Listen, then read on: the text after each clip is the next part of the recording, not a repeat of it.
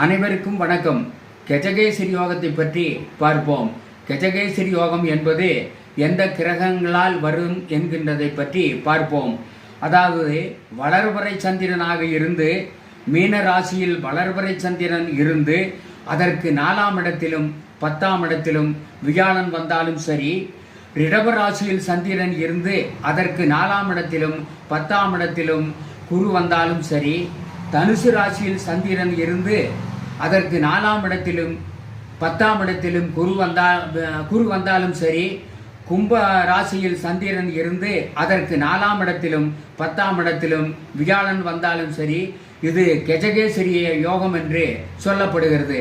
இந்த கஜகேசரி யோகத்தினுடைய பலன் உலகத்தார் எல்லோரும் இந்த ஜாதகரை மதிக்கத்தக்கவரும் அதிகமான பாக்கியம் உடையவரும் வெகு சன பிரியமுடையவரும் ஆவார் என்பது இருட்கிரை சேல் வில் இடவம் சாலில் கலைவர்த்தனைபால் இல் இசை உற்றிருப்பது பொன்னனில் கஜகேசரியாம் விருப்பமுள்ள வாழ்வதிகன் வேந்தனுமாம் குமாரசாமியத்திலே யோகாதிசை படலத்திலே கூறுகிறது.